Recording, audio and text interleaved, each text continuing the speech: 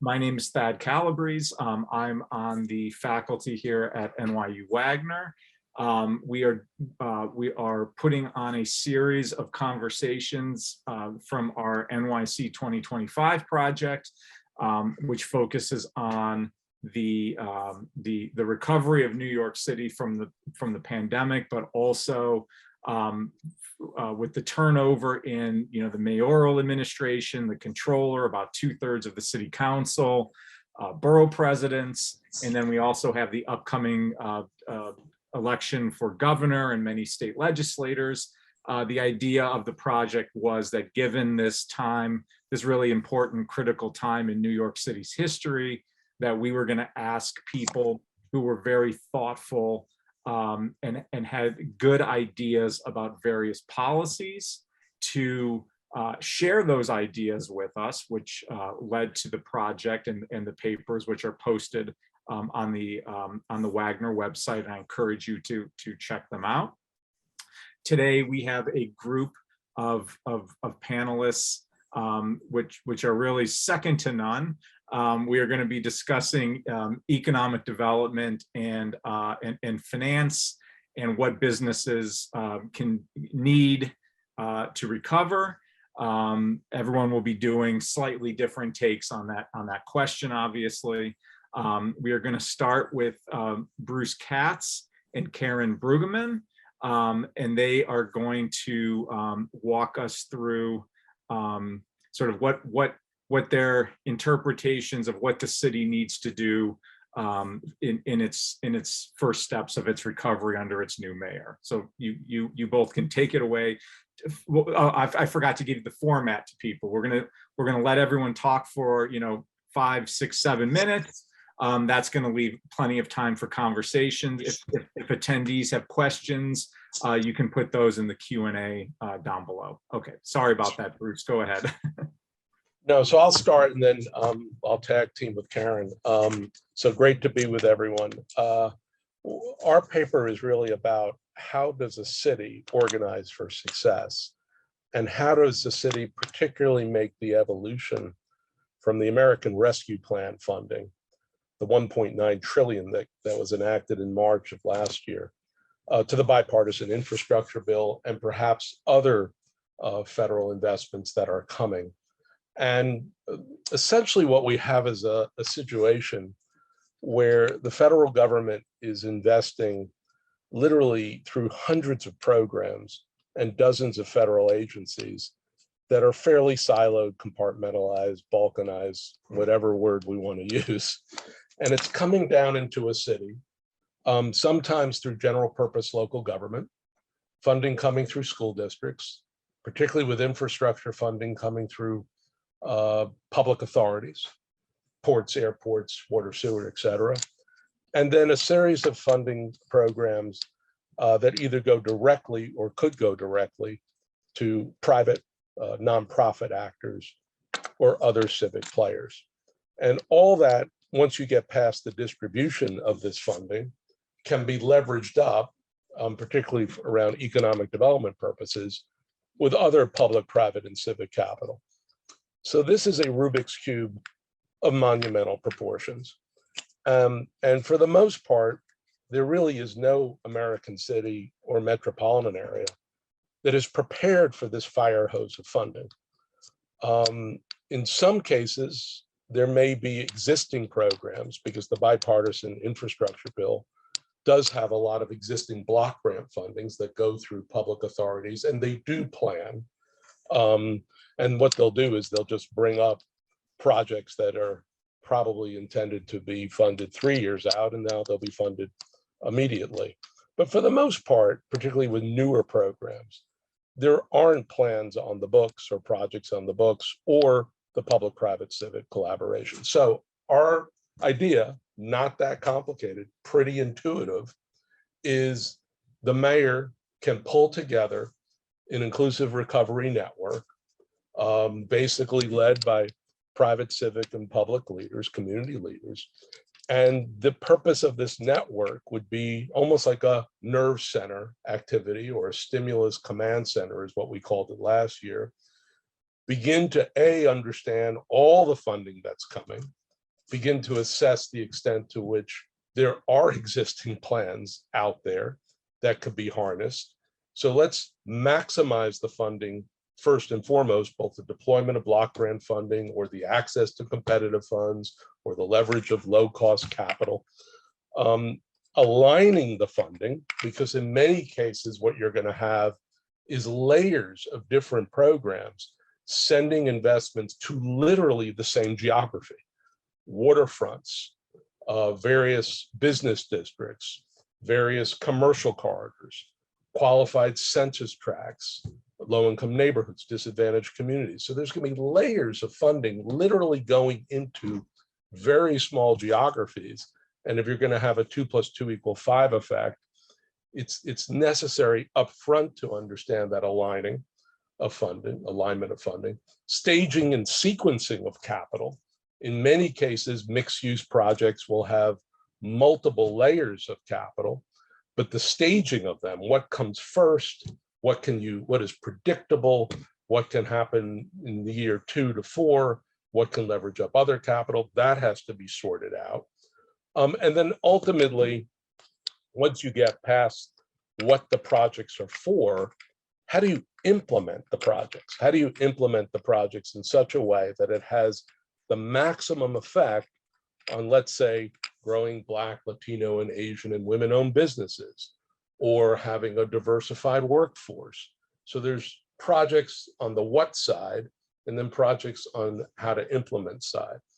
So our goal or our recommendation is to take the kind of organizing that most American cities and counties and states did during the American Rescue Plan, where they were receiving large amounts of flexible money directly, $350 billion worth from the American Rescue Plan, and transition over to different kinds of federal investments that tend to be coming through multiple distribution channels. They all relate to each other, but they have different recipients, different decision makers, different timetables, usually different definitions of just about everything. So bring sort of the sum greater than the whole of the parts, or whatever the phrase is. I may have just completely botched that. So Karyn, I don't know if you want to add that. We're at 5 minutes and 20 seconds. So we will just maybe another minute to sort of anything you want to add on how to organize for success. Yeah, no, I think the bottom line is that while a lot of cities are still struggling to figure out how to organize, we have seen some examples. In San Antonio, the mayor convened an executive council of exactly this nature, and they've been working on the city's raise grant application for a new round of infrastructure funds. But I think the impetus for this kind of cross-cutting organizing is, we've come across, particularly with economic opportunity, whether it's workforce, the construction workforce, or supplier diversity, the firms that are going to be needed to execute on all of these projects. In a place like New York City, the Port Authority, the MTA, everyone's operating in the same market of firms and the same market of workers. And there's a huge need to coordinate the supply of people and labor that's actually going to perform these projects, but across everyone who's participating, which requires organizing. But other than that, I think, Bruce basically nailed it. There's obviously all the funding streams, but, those cross-cutting issues, competitive grants, workforce, supplier diversity really requires a lot of metro-wide organizing. And I think we've seen it in some places, but a lot less than others. And we'd welcome people's thoughts on how this is going in New York City. Thank you. And I failed to introduce Bruce and Karyn as representing the NOAC Metro Finance Lab at Drexel University. I feel like everyone knows who they are, but I should have introduced them, so I apologize. Up next, we will have Michael Hendricks. He's the Senior Fellow and Director of State and Local Policy at the Manhattan Institute. He will be speaking or addressing, I believe, the importance of small business to New York City's recovery and what the city can do to help support these small businesses. Thank you so much. It's a pleasure to be with you, and especially with so many esteemed people whose work I've been following for so long. Thank you for letting me be a part of this and sharing the work that we're doing at NYU. So what I wrote on, what I want to talk to you about today is small business. I believe New York City is a big business of it's a big city of small businesses, and that the recovery of New York absolutely has to rest on a foundation of entrepreneurship.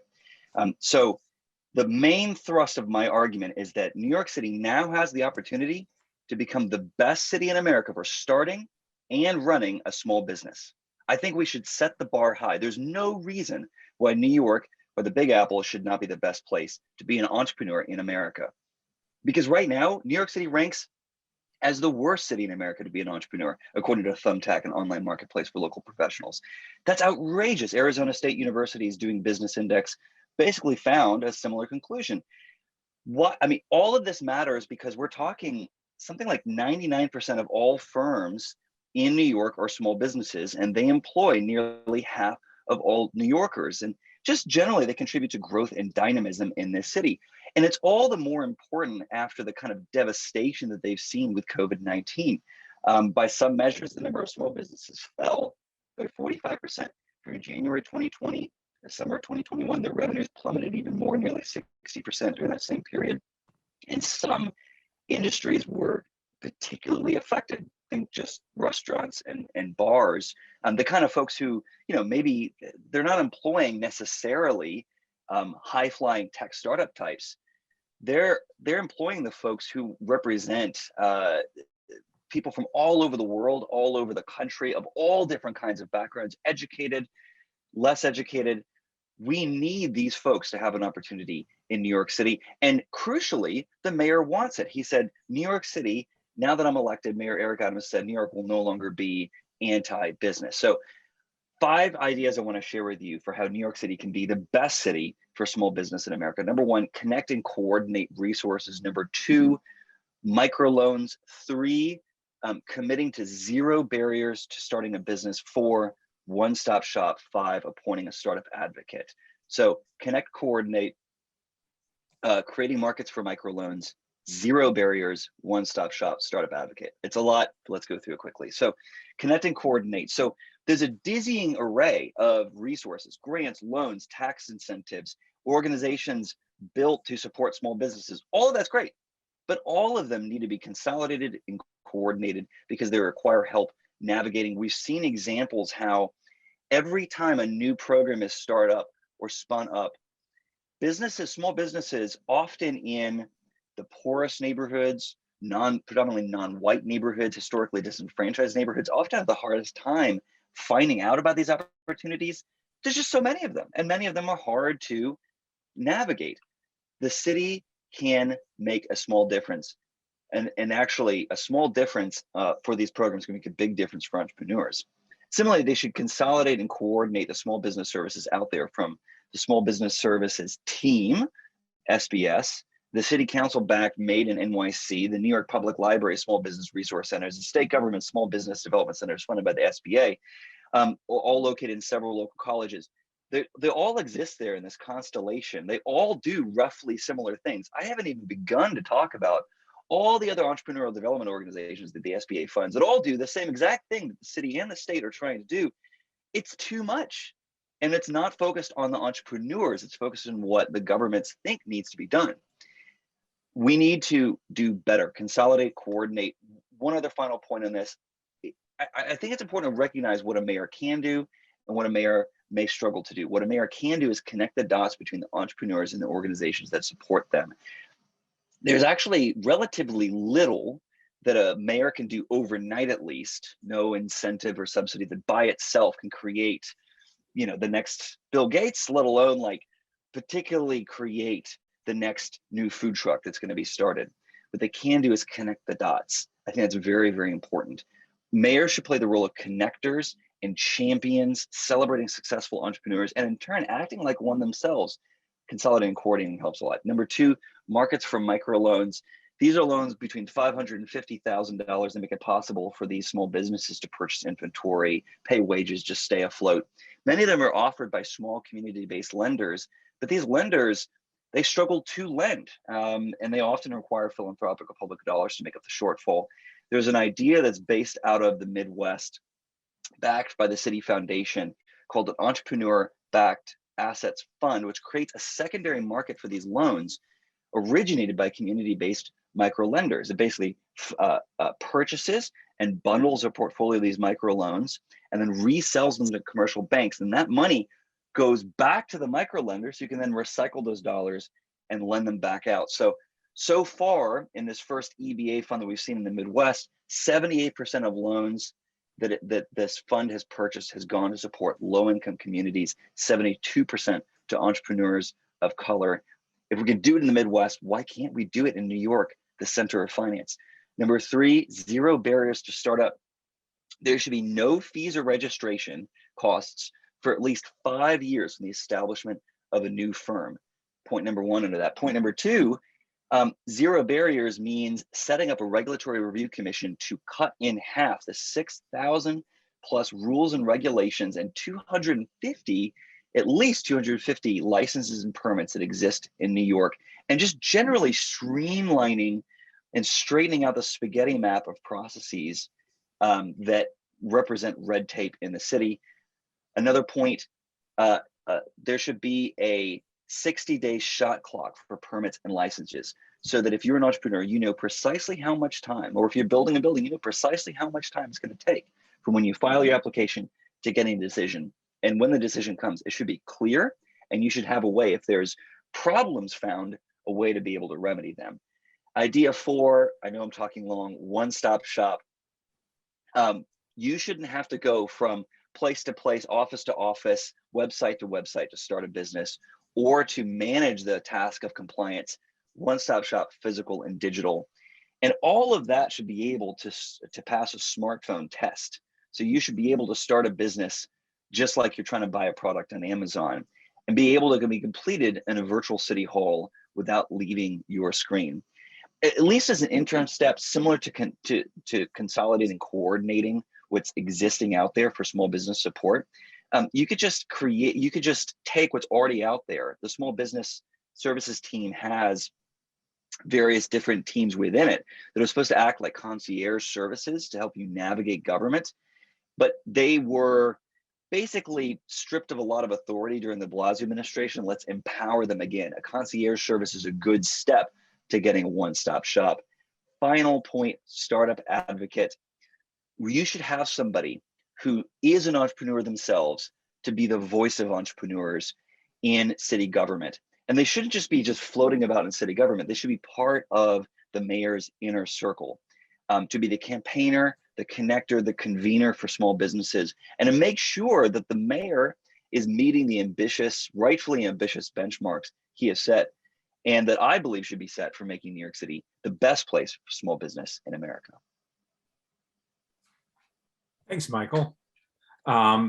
Following up on that, so Marianna Koval is now going to speak. We've done a few programs together, Marianna and I, so this isn't our first rodeo together on this stuff, but she's the director of the NYU Stern Center for Sustainable Business, and she is going to be talking about what a sustainable and inclusive recovery might look like. Thanks, Thad. It's great to join everyone and be part of this continued conversation. I want to be clear that I'm the director of an initiative at the Center for Sustainable Business, and that initiative is called Invest NYC SDG. And I'm speaking to you from that seat, where our purpose in this initiative is to help catalyze private engagement and investment in New York City's sustainable future using the UN SDGs as a framework. And that's important because that's the lens through which I come up with this very simple proposal. So here we are, we're working to create New York City's road to recovery. And we want it to be a future with sustainable development, which includes economic growth, social inclusion, and environmental protection. It's balancing those three elements and placing racial equity and justice at the center that we face as our task here. I have been persuaded over these years that a powerful framework exists, and that is the United Nations acted and advanced the Sustainable Development Goals, or the SDGs, in 2015. And they were looking at daunting global challenges of climate change, poverty, hunger, racial and gender inequity, and they responded. And New York City embedded these principles of the SDGs in our own sustainability plan, which was 1 NYC 2050. And we led the world in taking that plan and mapping it against the SDGs in 2019. So it's been interesting. We're the world's finance center. Many New York City-based multinational corporations have stepped up and they've made specific commitments to achieving the SDGs. And we can continue to lead as we evolve our own planning process. This is my simple suggestion. The next mayor, Mayor Adams, needs to change the planning process in this administration. We need to secure the agreement of government and the community and the private sector on the goals and priorities of the city's plan. And we need to really make the private sector a true partner. Most importantly, we need to get the commitment of each non-government sector to real measurable actions to achieve those goals. And that's really accountability. What should the process look like and how does it work? I'm sorry, I just lost my notes. Sorry. Okay. Yeah, here we are. This is what I propose. It's really that this next plan is going to be due in April of 2023. That's what rests on Mayor Adams and Rit Agarwala and Kizzy Charles Guzman's agenda currently. What can this next plan be? I say it's about process, people, and promises. And I like my P's and I like alliteration. So here's what I propose. First, as a new administration develops its sustainability agenda, let's recognize the value of the private sector. The UN has projected that the private sector is an essential partner. It sees $12 trillion in business investments and 360 million jobs that will be created by 2030 if the SDGs are achieved. And over these years, the world's business and finance community, as I've said, have mobilized, and many corporations have embraced the SDGs: PepsiCo, L'Oreal, Unilever, Pfizer, Etsy, Ford Foundation, Amazon, Google. In the fashion industry, Eileen Fisher, Tiffany, Condé Nast, the financial services industries, and on Wall Street, we've got billions and billions and billions of dollars that have been committed by Goldman Sachs, Citi, JP Morgan Chase, HSBC, Bank of America. So the business has embraced sustainability and the UN SDGs. And many people wonder, is it really just greenwashing? And my suggestion is we won't know until we try. I think the next administration needs to recognize and value and channel some of those private sector commitments for our own economic recovery. And doing that, I think we can build on our planning process. We can work to identify shared goals across the different sectors and create greater private sector representation and responsibility. One of the things that knocked me out was when I began my job, I looked at One NYC 2050 and saw of the 38-member advisory board, there were only 8 representatives from the private sector, and arguably from the private sector, and there were 0 from finance. That can't happen again. I really urge the next administration, the Adams administration, to ensure really strong representation from the private sector, especially finance.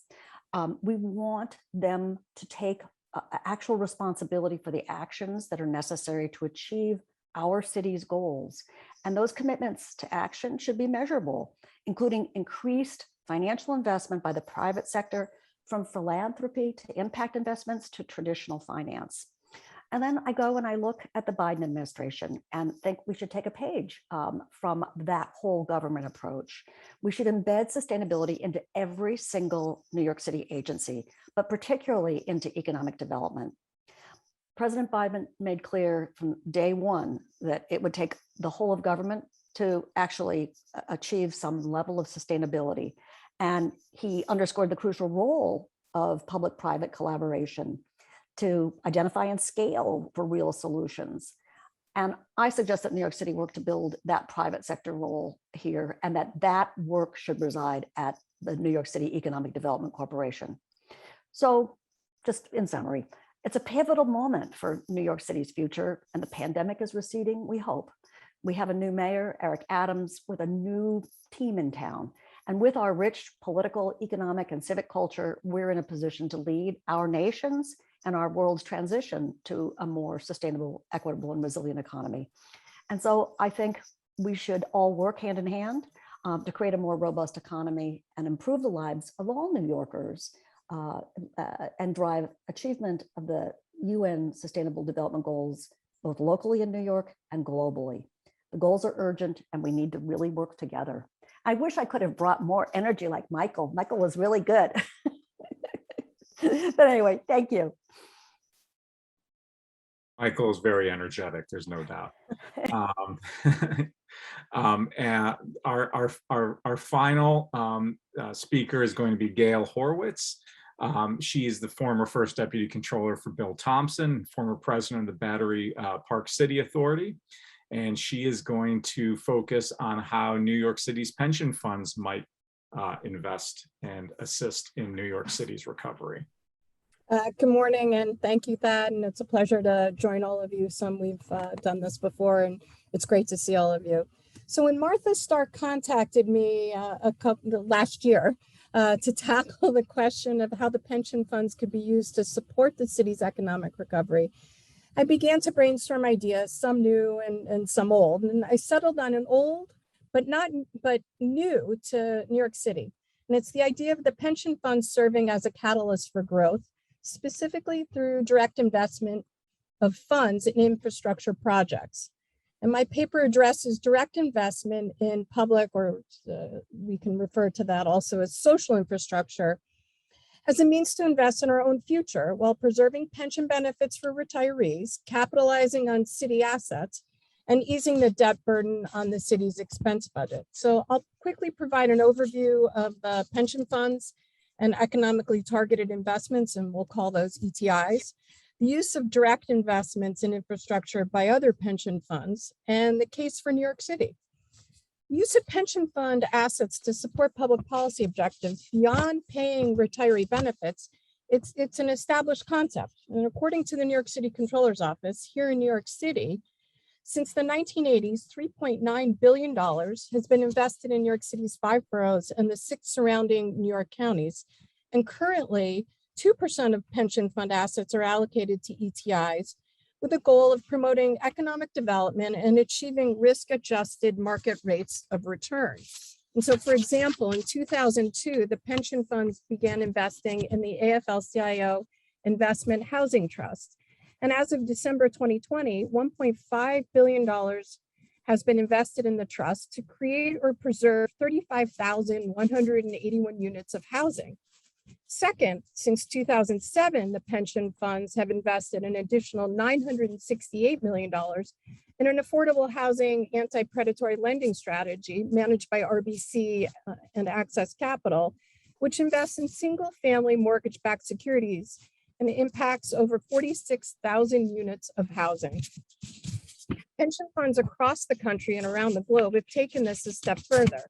The retirement systems of Alabama are reported to have invested 16% of its assets in the state and local economy. CalPERS in California has invested equity in the investor-owned London Gatwick Airport, and the Indiana Toll Road project was rescued by a consortium of 70 US public pension funds. The Canadian pension funds are probably best known for moving beyond ETIs to direct infrastructure investment and management. The Ontario Municipal Employees Retirement System created an in-house entity devoted exclusively to direct investment and management of public infrastructure. In 2015, they were one of 3 Canadian pension funds to form a consortium to purchase the lease for the Chicago Skyway project for $2.8 billion, giving them the rights to operate and collect tolls until 2104. Direct investment is starting to pick up steam in the US as well, with CalPERS at the forefront. In 2015, CalPERS announced a $1 billion deal with an Australian pension fund, the Queensland Investment Corporation, to invest in Asian Pacific infrastructure. They did not use the intermediary of a private equity fund, avoiding the associated fees, but rather used a direct investment and joined forces with an experienced infrastructure investor. CalSTRS also recently made a direct investment in a partnership with a Dutch pension fund. So it's time to turn these investments back home, and specifically, the New York City pension funds can take the lead. So before I talk about this additional investment vehicle in the pension fund toolkit, let's quickly review, and some of you may already be familiar with this, how the city currently finances its infrastructure and why it's so important to have an alternative. So essentially, New York City sells bonds to finance its public infrastructure, including new construction, improvements, and equipment. The bonds are backed by general obligations, taxes, the city collects, and as well as fees and other revenues collected by the city. Debt service payments on the bonds are paid out of the expense budget. And it's also important to note that the expenses associated with the projects being built are initially paid out of the city's expense budget, the general fund, as well. And once the spending occurs, bonds are issued and the revenue is used to reimburse the general fund.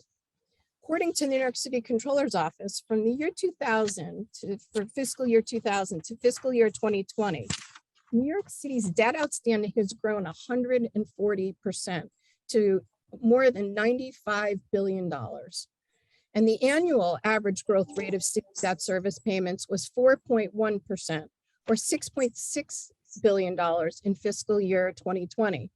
And from 2021 to 2029, the city OMB forecasts that the rate of growth will be 6%. So direct investment of the city's pension funds into a select group of infrastructure projects would enable the city to reduce its burden to fund the initial payments from its expense budget, while also helping to reduce the debt service expenses as well.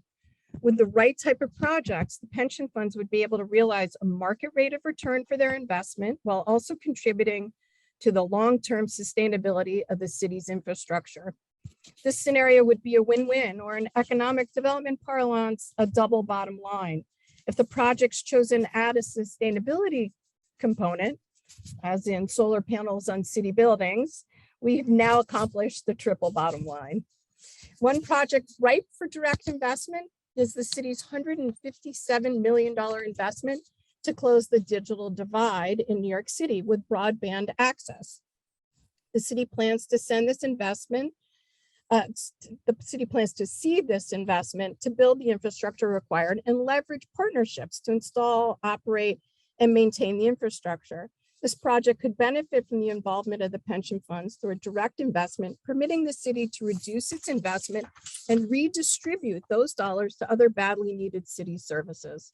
The New York City Internet Master Plan projects that getting all New Yorkers connected and establishing equitable infrastructure citywide could, in the best case scenario, result in up to 165,000 new jobs, a nearly $49 billion increase in personal income, and up to $142 billion in incremental gross city product by the year 2045. The pension funds should and must be an instrumental player in enabling this important effort to be successful, accomplishing the double bottom line of doing well while doing good.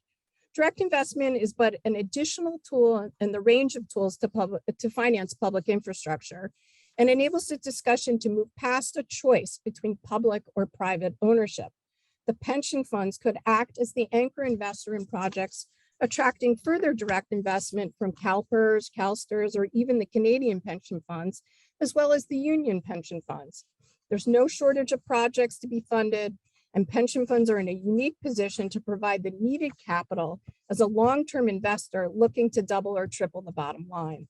Direct public pension fund investment in New York City's public infrastructure must be seriously explored by the New York City pension funds, putting them at the forefront of leading New York City's recovery.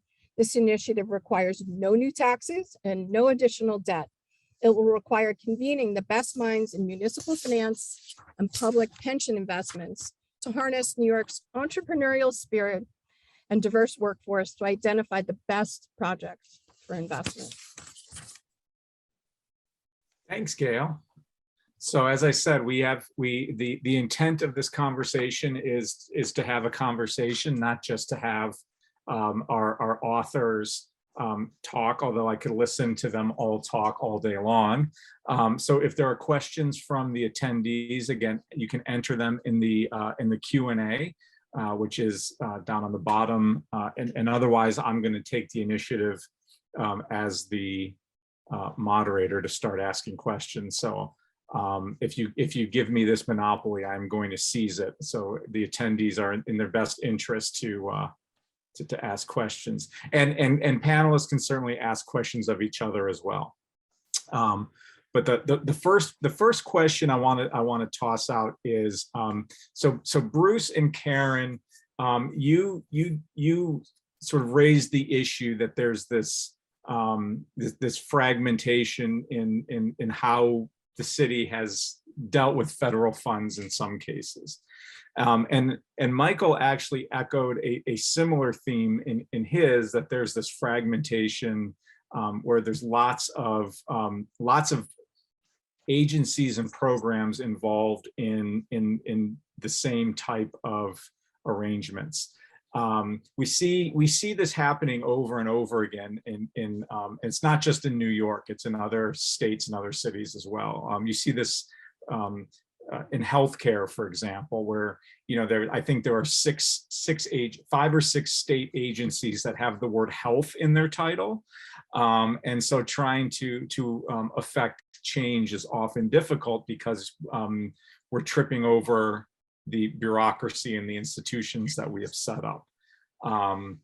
So Bruce, you and Karyn discussed this in your paper. You discussed it a little bit today. How first of all, and Michael, same questions for you. First of all, how did we get here?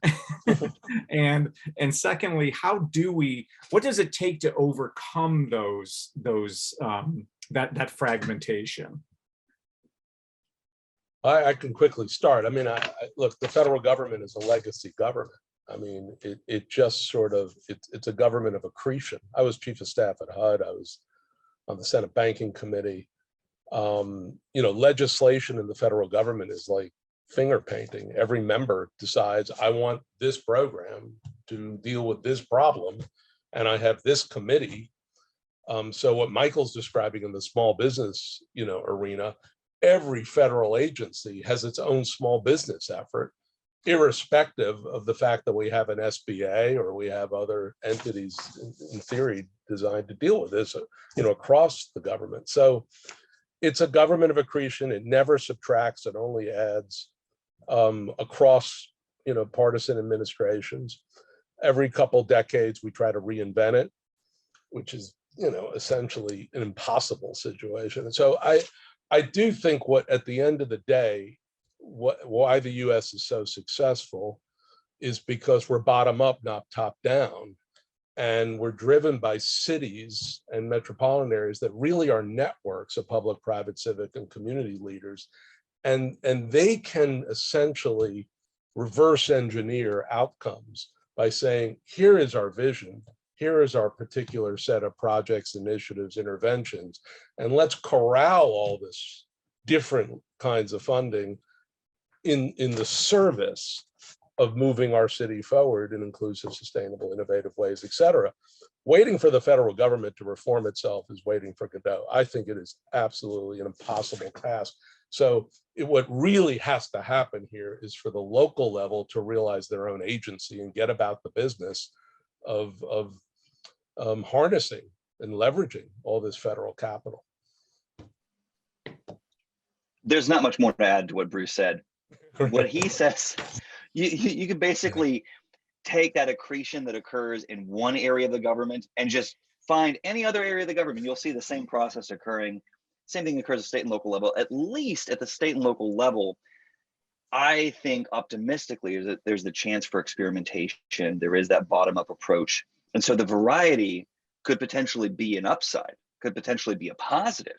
I just don't want different layers of government all competing with each other, let alone something in control of the mayor competing with something in control of the city council or funded by the state or funded by the public library, all competing to do the same thing. And ultimately, I would worry competing with each other, not competing for the business of small businesses, trying to serve them. And I think that kind of customer service orientation, number one, has to come from the top, from the mayor. Two, I think the mayor, in a sense, has to say, where are we going to put most of the resources? And I think small business services, that's the body that exists for this purpose. And so consolidating as much as possible under one roof is probably the least bad option that we have. And then just coordinating with the other groups that are out there. You know, the mayor alone is not going to roll back what the small business, what SBA has from the federal level and their myriad entrepreneurial development organizations. But he can deliver a message to the SBA that their group should coordinate with what the city is providing. That's, again, the least bad option that we have, and a way that we can make some progress here to that slow accretion of various services that, you know, has occurred for decades and is not going to be rolled back overnight. Yeah, it speaks to the importance of management and governance in general. You know, much has been made of Mayor Adams saying that he wants to change the relationship of the city with business, which I think is positive. And Marianna, you mentioned that. But the other thing he once mentioned, which I thought was very important, was the focus on managing well and managing correctly. That we have lots of programs that already exist. It's just that many of them have not been managed well. So to Michael and Bruce's point, you then have politicians who want to add their I liked your description, Bruce, of the finger paint. That may be one that works its way into my lexicon now, but that they do that to leave their mark, even though the exact same programs or very similar programs already exist. So that was very very helpful to hear. Now, again, if folks have questions, otherwise I'm just going to keep asking questions. So that's fine, I guess. Marianna, so you one of the things that you were talking about is that you know, the importance of the private sector, and that, you know, that in the past there had been no I'm gonna misquote what you said, but there were companies involved in these efforts, but none of them were finance. And now we actually have some financial companies involved in these efforts. You know, these responsible business and responsible investing. So one of the interesting things, and I hate to put you on the spot, because this is the problem with me leading the questions. When things pop into my head and then I've got an expert sitting here, I'm going to ask the question. So one of the interesting things that has happened in New York, I think, over the past decades, is that, you know, when we had the fiscal crisis in the 1970s, one of the instrumental players in helping New York recover from that were business leaders in New York City. There was the spirit of civic engagement, of business and government coming together to solve a really important, intractable problem.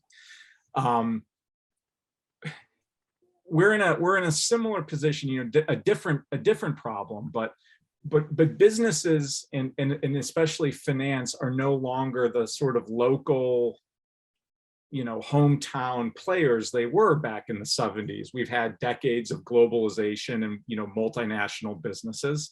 So I think you're onto something when you say that we need to have the private sector at the table to deal with some of these really large, intractable problems that we've been facing in, you know, in environmentalism and sustainability.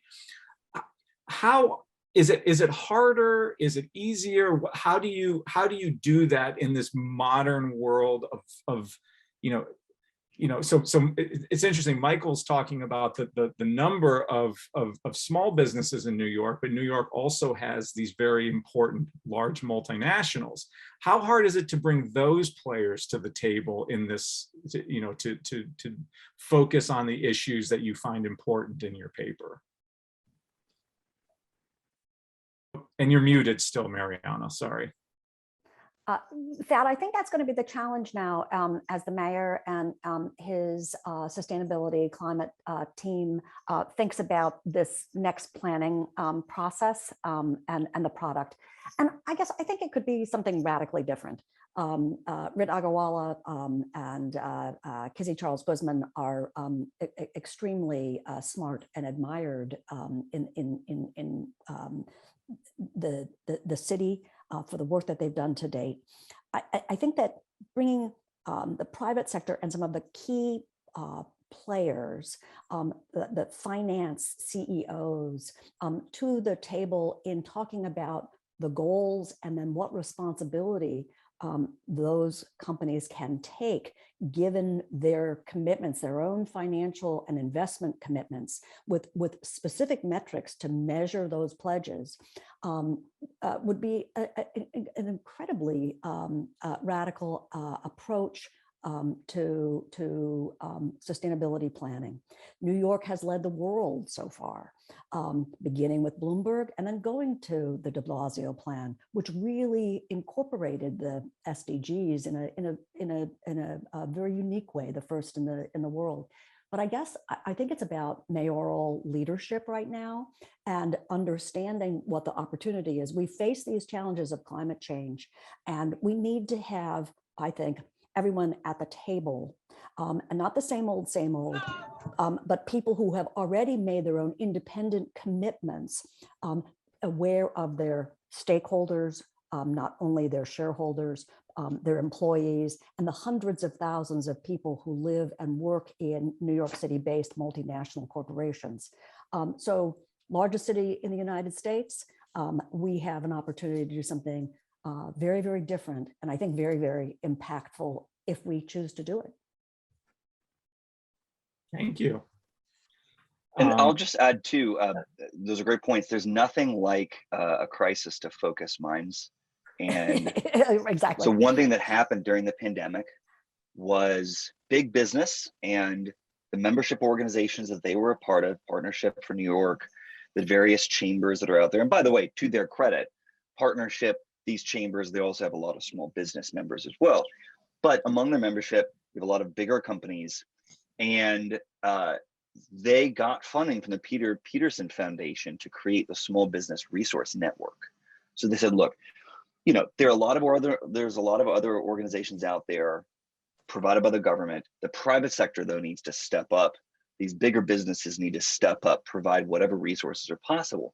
So these are, you know, matching founders with financial resources provided by big banks, big law firms providing legal aid, accounting shops providing accounting services. They ultimately realized it's going to be difficult for big business to flourish if small businesses are dying off in New York City, and that New York City would die off itself, which is not at all good for business either. So they stepped up and they coordinated. Now, what happens outside of a crisis, we'll see. But I will say, we are still living with COVID. We're still living with a jobs deficit that COVID contributed. So we're not out of the woods yet. And so that work that was done during the pandemic, the work to get big business to step up and lead, it happened. And we shouldn't take our foot off the gas. Great, thank you. So Gail, the pension funds face a slightly different type of fragmentation, different than Bruce and Karyn's and Michael's multiple agencies dealing with the same things. And in some sense, you've got these boards that are made up of, in general, labor representatives and management representatives. And there's been some agreement that ETIs are an appropriate investment vehicle for the pension funds. Do you see an expanded role of ETIs being something that the board with their various constituencies can come together to push forward? Or I think you mentioned that New York right now has about 2% of its funds invested in ETIs. Is that because that's been about all they can eke out as an agreement between the groups, or do you think there's some room for growth in this area, some coming together of these various interests? So actually, I had mentioned in my the actual paper, probably looking at a number of more like 10%, right? And probably doable. And some of the other pension funds, the Canadian pension funds, look at it as an asset class. And so if you were to go in and do a rebalancing and look at your array of investments and decide that this was an investment class and figure out how to adjust the returns and do that work, you could find an ability to do the investment. It just takes a lot of planning and the work to do that. Now, the New York City pension funds are not just one behemoth. There are 5 separate pension funds. And so when we talk about the New York City pension funds, we have police, we have fire, we have teachers, you have the city, the NYCERS, or New York City retirement system, which is also more complicated because it's a lot of different people at the table. And then you also have the old legacy Board of Education retirement system. So each of them has a different tolerance for risk, and they each make their own investment decisions. But this is where there's an opportunity for the new controller to really, as the investment advisor, and the controller sits on every single one of those boards, to really sit and go through the education process with all of the different boards about this idea of having a new investment opportunity, a new asset class, so to speak, and what it could mean. And there's no reason why the city can't leverage this to then work with the union pension funds and with other private investors to really look at a set of projects. And I picked the broadband because it was very front and center, obviously, because of the pandemic. It was laid bare that people had no access to be able to go to school, to be able to run their small business. I mean, there were all kinds of problems. And so I think that it's one of those conversations that needs to start. It needs to happen. Great, thank you. So we have a question from the audience. One of my former students. What is the role of the mayor in bringing multinationals and small businesses together when discussing sustainability, especially knowing that multinationals are always going to be beholden to their shareholders and boards? So what's the role of the mayor in bringing these multinationals together, role in bringing the small businesses together to discuss sustainability? Is there a role? And if so, what is the role?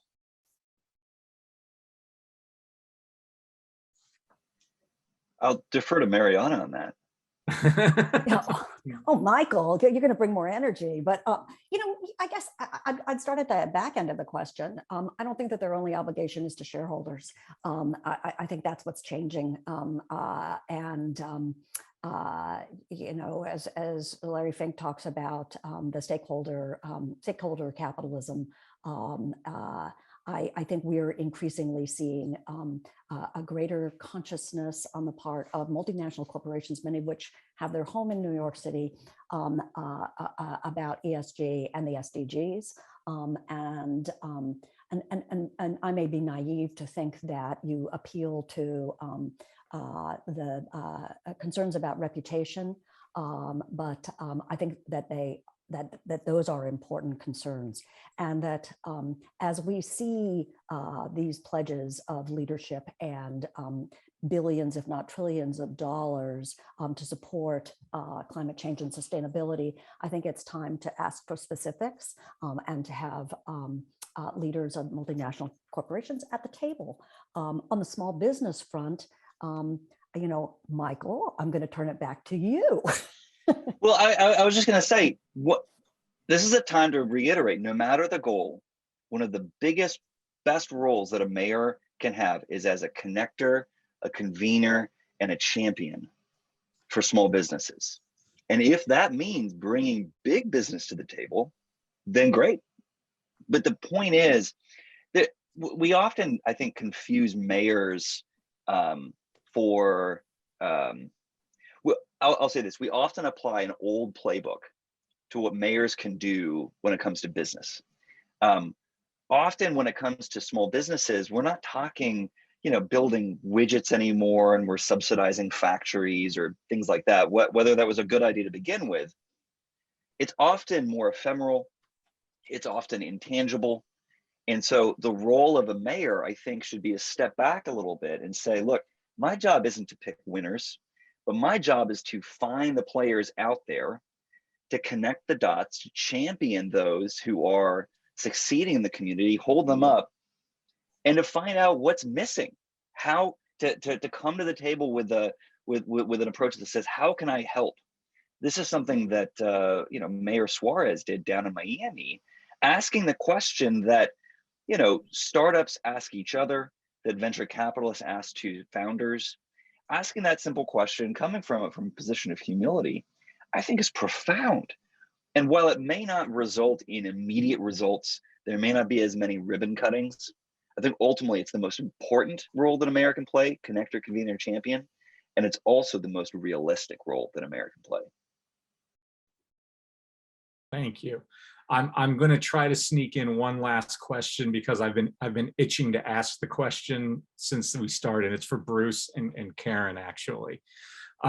So in your paper, you actually talk about how we have this time with the new mayor coming in, that there's this sort of unique, you don't really call it the honeymoon period, but it's essentially a honeymoon period, where the administration can really begin to manage this and sort of, I think you say something to the effect of bend federal resources or sort of make federal resources sort of dovetail with local priorities. So we're a couple months into the new administration. Do you have any assessment of how we're doing on that so far? And if you want no comment, that's totally acceptable as well. Well, I think it may be too early to tell you the truth, because the federal government, you put out these press releases, we passed the bipartisan infrastructure bill, they leave the impression that it's all going to be, implemented tomorrow. Because so many of these programs are new and they're competitive, it's going to take some time for this money to roll out. What that gives every city in the United States is the ability to prepare and to plan. And this is where the philanthropic sector could be quite helpful, a surge in capacity, because most places are not ready for this stuff. So I think the next, the first 2 quarters of this year are the time in which we will make an assessment. Did cities get ready for this tsunami of federal money, or did they just miss an opportunity? I think coming out of COVID, many leaders are tired, and a lot of the threads of the networks have, atrophied in many places. I mean, so this is a hard time to do this, but we're never going to see this kind of funding from the feds again. It's like, it's going to be a several year sugar high, which will pass fairly quickly. So if you don't take advantage of it now, don't expect it going forward. Well, that's the last word, and I think that's actually an excellent way to end this. That we have this opportunity, and now is the time to seize these opportunities. So I want to thank all of our panelists. Thank you to our attendees. We have more of these coming up. We have some more on Friday. We have a couple, and then in 2 weeks we're back with another series of these. So again, thank you all for taking the time to share your wisdom. And have a good rest of your Wednesday. Thank you. Thank you, Dad. Sure. Thank you. Great to participate. Bye-bye.